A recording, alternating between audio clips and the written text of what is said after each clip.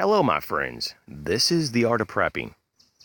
The bird activity today is off the chain. So if you're hearing a lot of birds, I don't know why they just kind of flock around me when I do videos. But today's video is on anger, frustration, and what to do with children that have impulse and behavioral problems. So what type of art medium would be the most appropriate to help them ground?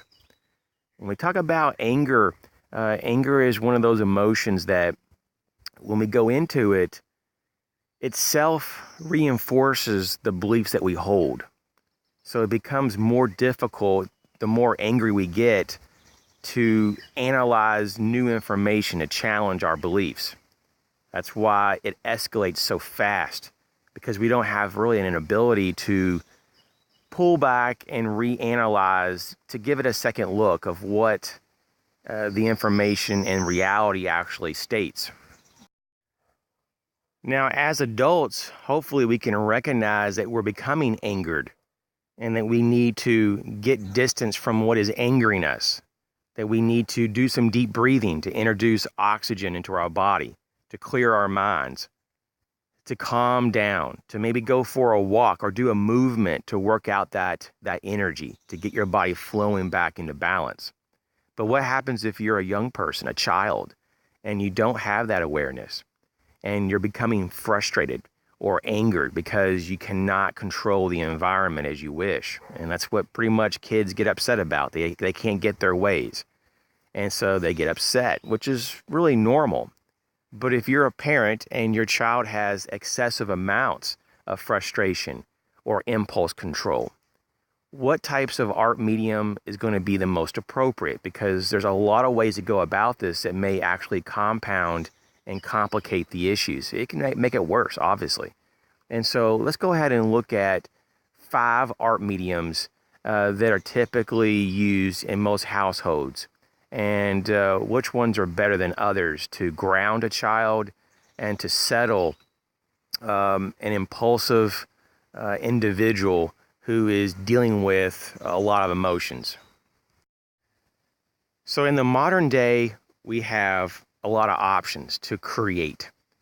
For younger people, especially children, the first thing to avoid, I mean, this is by far the worst option if you're trying to ground or settle pretty much a physically distressed child, is going to be a fluid medium, such as oil and acrylic paint. But typically we're not giving them that type of medium anyways. It's mostly like watercolor. I see that a lot in schools, and they wonder why behavioral children get worse after they do watercolor.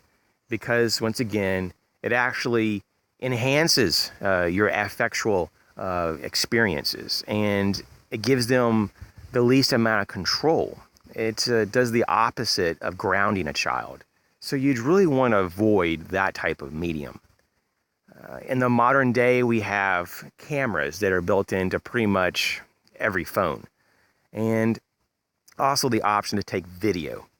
And you could use those as well for the child to get some control, to push that button to take those pictures or take some video to distract them in a healthy way, but it still doesn't ground them as much as other mediums.